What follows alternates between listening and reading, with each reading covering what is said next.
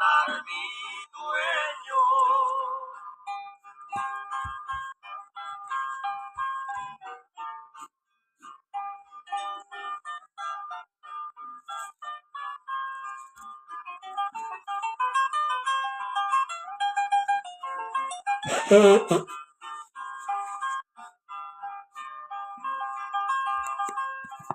Enséñame a vivir que no me espante la tumba más que el lecho del reposo.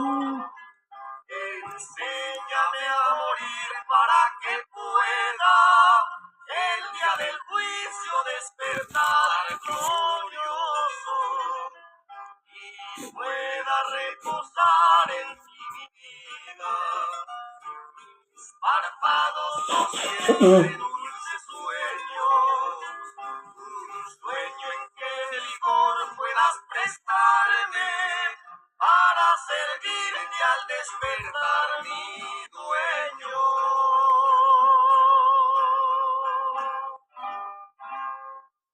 Muy buenos días, amados en el Señor. Dios les bendiga en esta mañana. Les saludamos en el nombre poderoso de nuestro gran Dios, Señor y Salvador Jesucristo. Saludamos a nuestros hermanos y hermanas que están conectados en el Facebook en esta mañana con nuestro programa. A nuestro hermano Manuel Cárdenas, Dios le bendiga, hermano Manuel. A mi esposa Sandra Nayaret Banda González y también a nuestro hermano Alberto Baeza. Dios le bendiga a cada uno de ustedes que están en la sintonía.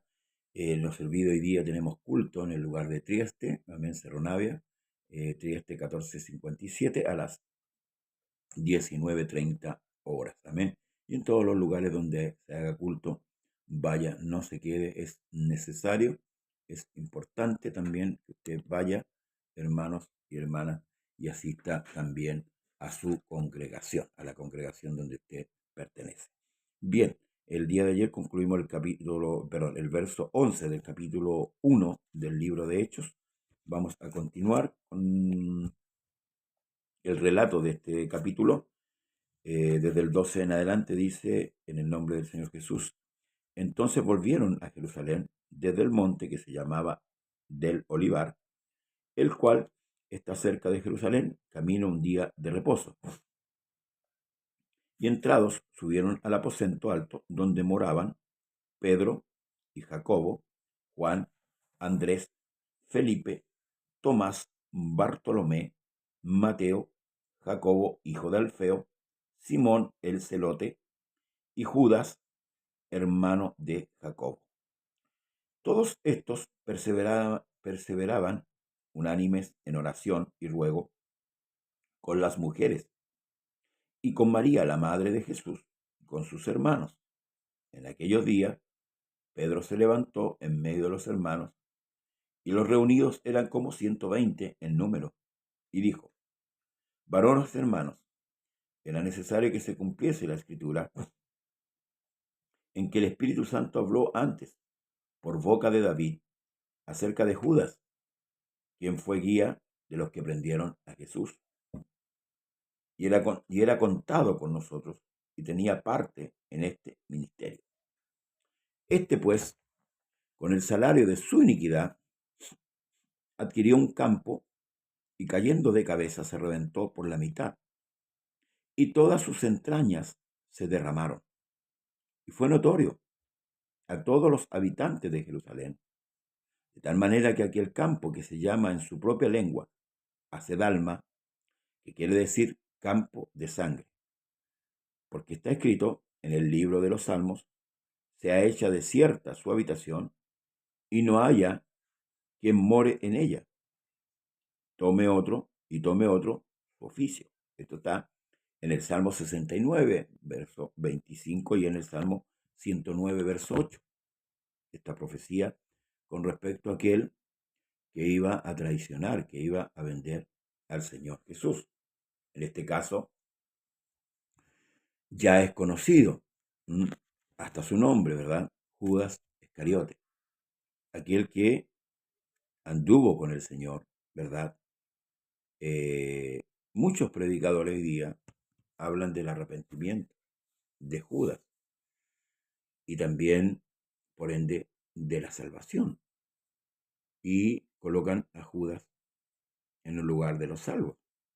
Pero la escritura es clara y es contundente, y el mismo Jesús en su oración en el capítulo 17 del libro de Juan, él dice: de los que me diste, ninguno se perdió, sino el hijo de perdición. Y esto hace referencia, ¿cierto?, a Judas. Ciertamente Judas se arrepintió de lo que hizo, de haber entregado al maestro, de haber entregado a su Señor, pero del resto de las cosas no se arrepintió. No recibió esas monedas y las devolvió, las tiró al suelo, ¿verdad? Cuales los sacerdotes las tomaron y compraron un terreno, ¿verdad?, donde se hizo un cementerio, y no la podían volver a la caja, ¿cierto?, de las ofrendas. ¿Por qué? Porque era dinero de sangre. ¿Mm? Entonces Judas ciertamente se arrepintió de esa acción que él había hecho. ¿Mm? Pero no se arrepintió en su totalidad de sus actos, porque él toma la decisión de suicidarse, de quitarse la vida. Quitarse la vida es atentar contra su propia vida. ¿Amén? Por tanto, no resiste la magnitud de su pecado y decide tomar su vida, ¿cierto?, y quitársela. Y esto es lo que Pedro menciona aquí con respecto a Judas, y que había que tomar, ¿cierto?, el lugar. Alguien tenía que tomar el lugar de Judas para cumplir el número, que era el número de 12 apóstoles, 12 discípulos en primera instancia, y luego 12 apóstoles, ¿verdad? Estaba determinado, y conforme a las tribus de Israel. Recuerda que las tribus de Israel eran 12, uno por cada tribu. Para mi parecer, creo que Pedro se adelantó en la elección, porque, mire, fíjese lo que sucede acá. Recordemos el momento, el contexto inmediato que tiene este texto, o estos textos, esta cantidad de textos. En cuanto a la elección, el Espíritu Santo todavía no había venido a ellos. El Espíritu Santo todavía no estaba con ellos, ni en ellos. O sea, y toman la decisión, ¿cierto?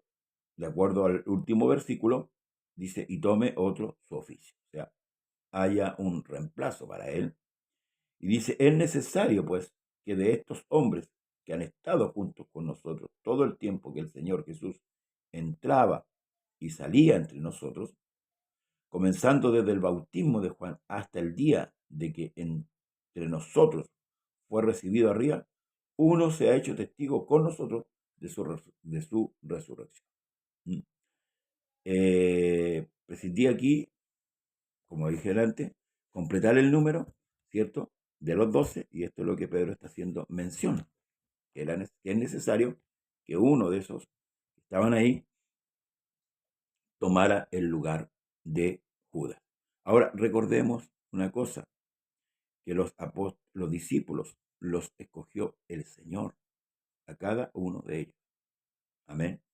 Entonces, esto se contrapone con lo que Pedro está haciendo en este momento.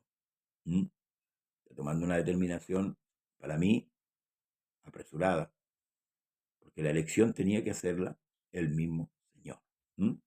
Entonces, señalaron, dice, y señalaron a dos: a José, llamado Barsabás, que tenía por sobrenombre Justo, y a Matías.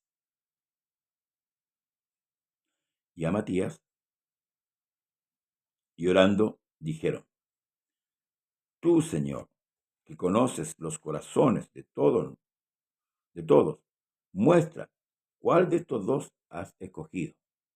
E involucran al Señor también en la elección. Dios bendiga a nuestro amigo Germán Reyes.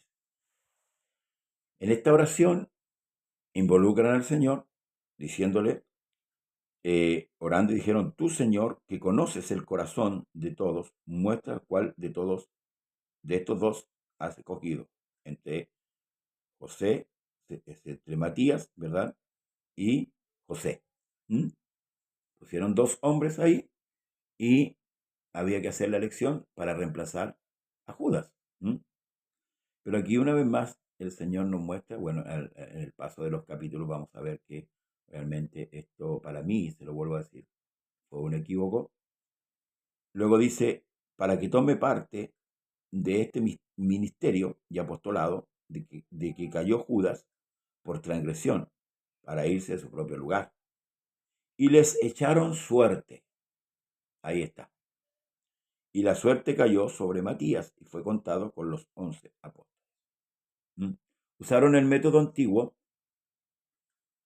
donde antiguamente, cierto, se echaba suerte y ciertamente Dios aprobaba el escogimiento que había de esa manera, pero ya no era así. Dice que echaron suerte y la suerte cayó sobre Matías. Matías, de acuerdo a este relato, pasó a ser el apóstol número 12, que reemplaza a Judas. ¿Mm? El Señor ya había ascendido, la orden había sido dada, ellos llegaron al aposento de alto para esperar el Espíritu Santo, ¿cierto?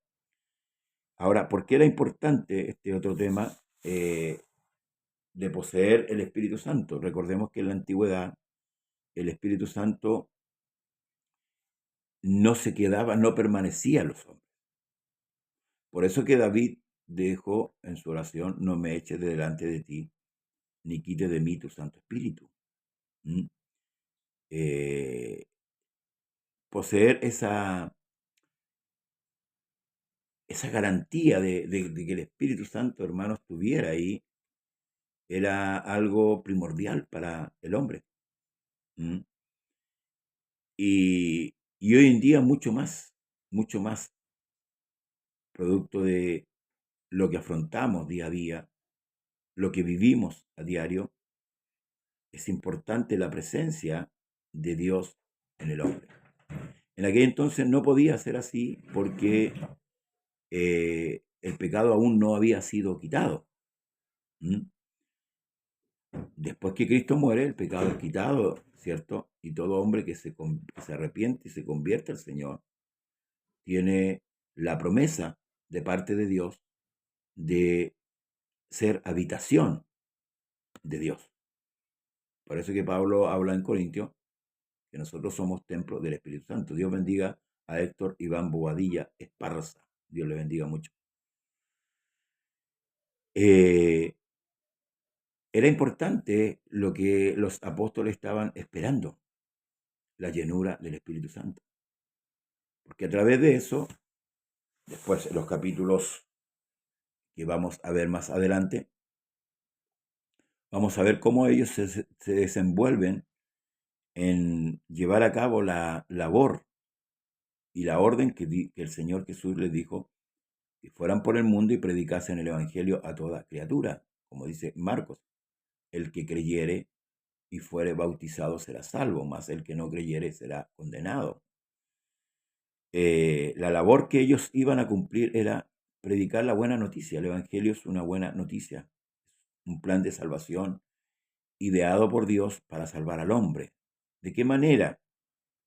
La Escritura dice que Dios dará el pago, ¿cierto?, al impío, pero al hombre no le alcanzaba para justificarse delante de Dios. Por muchas buenas obras que el hombre pudiera hacer, moralmente no nos alcanza para ser salvo. Y escuche bien lo que le estoy diciendo. Producto de nuestra naturaleza pecaminosa. Porque ciertamente nosotros pecamos de una o de otra manera. Y eso es lo que debemos entender. El problema es que nosotros, lamentablemente, no entendemos la magnitud de nuestros pecados muchas veces.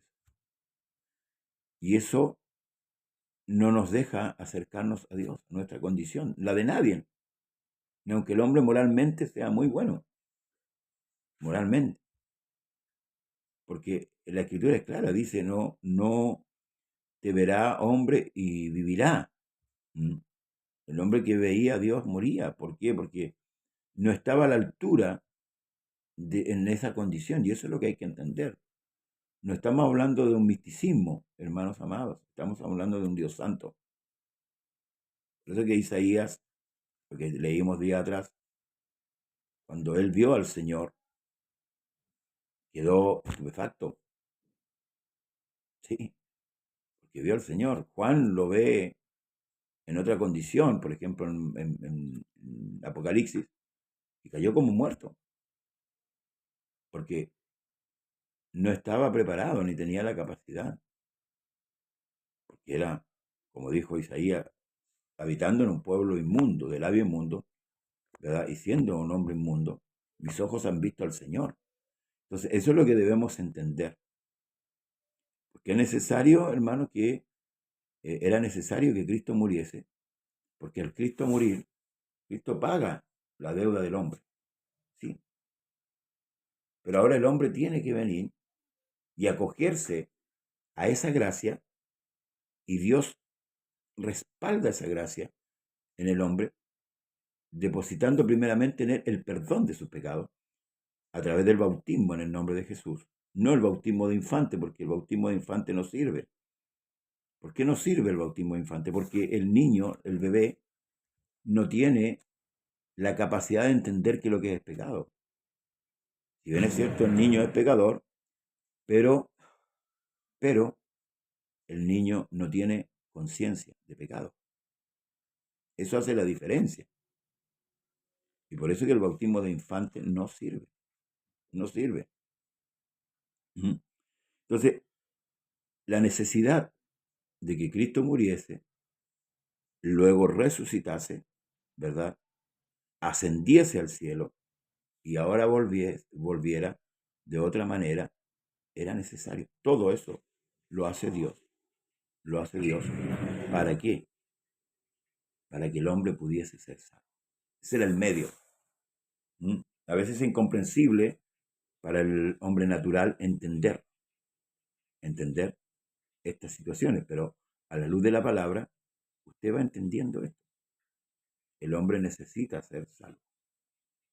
Las religiones ciertamente han ido acomodando el sistema y han ido variando lo que es el mandamiento divino, inventando cosas, agregando cosas que realmente no están en las Escrituras, que hay que analizarlas en profundidad a la luz de la palabra.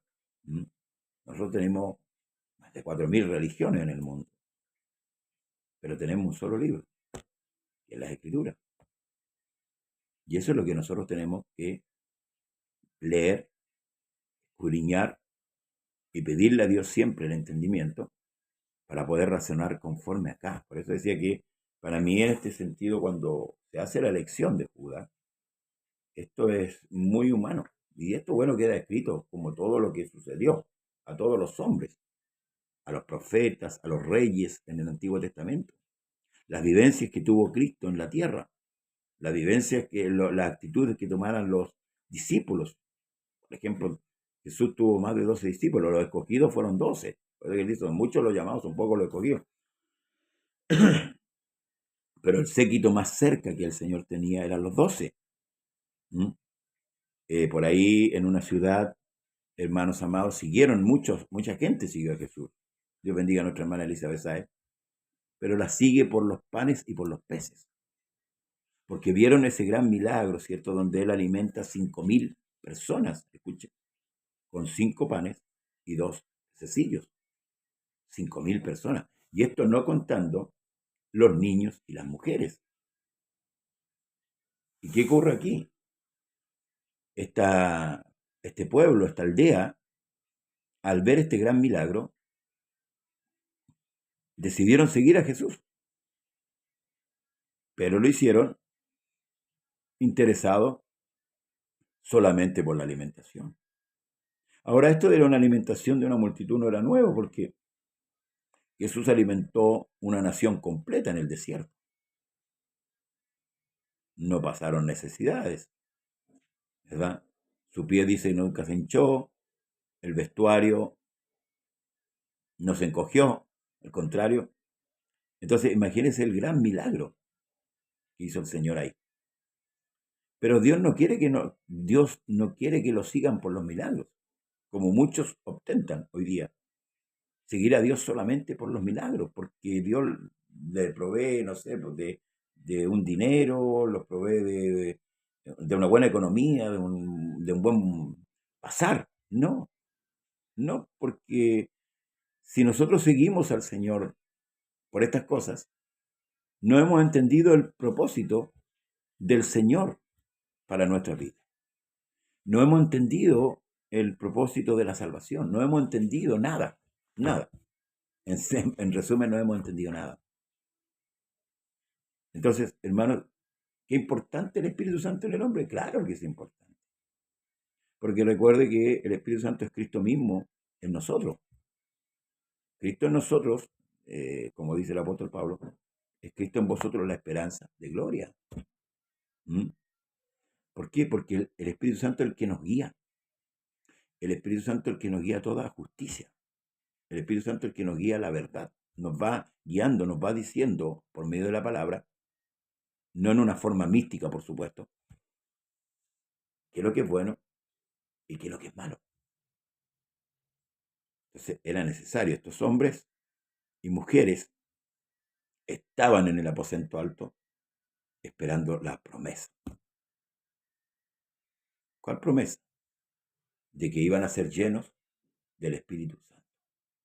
Eso se lo dijo el Señor antes de partir. Si usted se fija en el relato del Evangelio, los 4 tomos que dijo Mateo, Marcos, Lucas y Juan, Jesús no habla del Espíritu Santo hasta el día de su partida. Ahí le empezó a hablar a los discípulos. Tenemos dos o tres referencias más, ¿cierto?, que se hacen. Por ejemplo, en Mateo, cuando Juan el Bautista dice, el que viene tras mí está antes que yo, él lo bautizará con Espíritu Santo y fuego. Y ahí se está refiriendo a dos cosas distintas. Espíritu Santo y fuego. Y habla de salvación y de juicio. Porque luego dice, su aventador está en su mano, limpiará su era. Cuando se refiere a fuego, se refiere a juicio. No es que el Espíritu Santo sea fuego, se refiere al juicio. Amén. Hay que leer bien ahí. Luego también cuando dice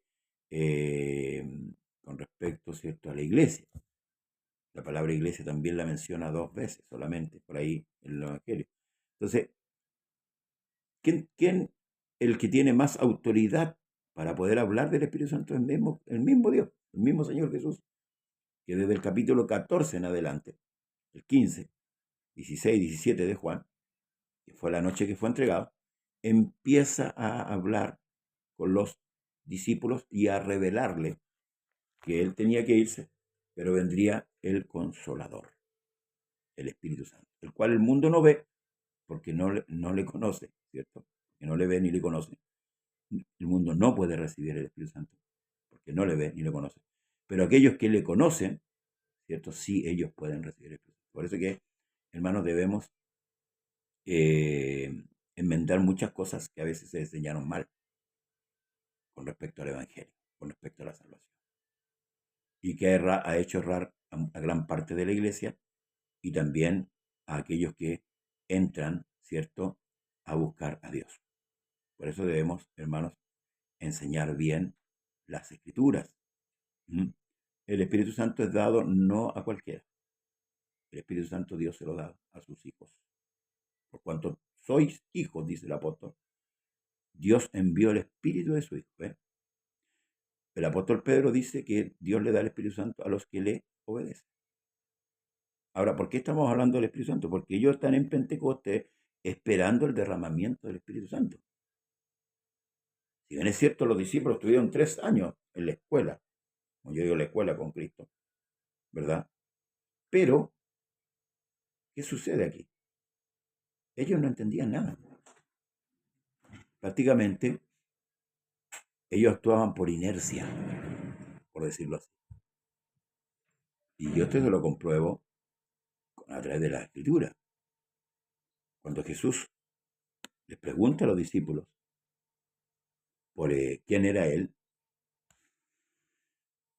ellos dijeron, bueno, ¿qué dice la gente de mí? ¿Quién soy yo? Dice, pregunta. Dice, bueno, uno dicen que eres Juan, otro Elías, Jeremías, cualquiera. Y vosotros, dice, ¿quién decís que soy yo? Y ahí Pedro le dice, tú eres el Cristo, el Hijo del Dios viviente. Esa es una revelación que le vino a Pedro en ese momento, de parte de Dios. Tú eres el Cristo, el Hijo del Dios viviente. Ahora, ¿por qué le digo que vino en el momento? Porque después Pedro niega a Jesús, sabiendo quién era. Ahora, si esa revelación hubiera permanecido en la mente de Pedro, Pedro no hubiera negado al Señor. Pero los tiempos, y esto tenemos que entender lo que dice el libro de Eclesiastés, cuando dice todo tiene su tiempo y todo tiene su hora. Tiempo de nacer, tiempo de morir. El capítulo 3 de Eclesiastés, que la otra vez lo estudiamos ya. Eso quiere decir que el dominio de los tiempos están en la mano de Dios, no de los hombres. No pensemos ni se lo pase a nosotros por la cabeza, hermanos amados, que nosotros somos los que dominamos todas las cosas. No. Por eso es que Santiago también aclara y dice, con respecto a aquella gente que dice, con mucha soberbia, mañana voy a hacer esto otro, o el año que viene, o el mes que viene, y nunca considera a Dios, diciendo por lo menos, si el Señor quiere. Debemos entender nuestra posición delante de Dios, que Él tiene en nuestras manos, en sus manos, perdón, nuestra vida. Él es el que determina el tiempo de nacer y el que determina el tiempo de morir. Los hombres hoy día, creyendo, ¿cierto?, ser dioses, se han atrevido a contradecir todas estas cosas. Pero bueno, eso es otro tema. Entonces, la importancia del Espíritu Santo es, hermanos amados, valga la redundancia, importantísima. ¿Por qué razón? Porque el mismo Señor Jesús se lo dijo un día a sus discípulos. Separado de mí, nada podéis hacer. Y aunque usted pueda tener muchos logros, hermano, aunque usted pueda tener muchos logros en su vida, quiero decirle que esos logros son la nada misma sin Dios. Y que esos logros a usted y a mí no nos van a servir para la salvación. Que Dios les bendiga. Dios bendiga a mi hermana Elisa, a mi hermano Héctor, hermano Reyes, Alberto Paesa, Sandra Banda, hermano Manuel Cárdenas y a todos los hermanos que estuvieron en sintonía. Que tengan un buen día. El día de ayer, bueno, se publicó un video, no lo publiqué yo, donde aparezco con la señora alcaldesa de Providencia, pero es por producto de mi trabajo. No estoy haciendo campaña política a nadie, por si acaso. Amén. Al único que le hago propaganda es a mi Señor. Amén. Así que eso es producto solamente del trabajo que efectuamos para la gloria del Señor, donde Dios me tiene trabajando por misericordia, donde éramos compañeros, bueno, jefe y compañero de mi amigo Germán Reyes. Amén. Él sabe también la labor que efectuamos. Así que Dios les bendiga mucho. No se les pase por la cabeza pensar mal. Amén. Para mí, mi único Dios, y en el cual me aferro y me sostengo, se llama Jesucristo. Amén. Quiera Dios que para usted también sea igual. Que Dios le bendiga. Nos vemos el jueves. Hoy día por la tarde estamos transmitiendo desde el culto. Mañana no tenemos programa por la mañana. Y el día jueves tenemos nuevamente en la mañana. Seguimos con el capítulo 2 de Hechos. Amén. Esto, gracias hermana Alicia, porque me hizo devolverme un poco al libro de Hechos por la pregunta que me hizo. Gracias. Creo que había que repasar. Vamos a repasar, si Dios así lo permite, el libro de Hechos y el libro de Romanos. Amén. Así que atento, siga nuestro programa los días martes, lunes, martes, jueves y sábado por la mañana. Esos son los días que estamos por la mañana. Y por la tarde, ¿cierto? Estamos en los cultos, ya sea en Renca, el día jueves, y en Trieste, día martes y día sábado. Que Dios bendiga a todas las congregaciones, que Dios bendiga a los siervos de sabiduría, Dios bendiga a sus hijos y a sus hijas en este día, y y que la paz de Jesús sea con cada uno de ustedes. Bendiciones. Será hasta el jueves, si Dios lo permite. Bendiciones.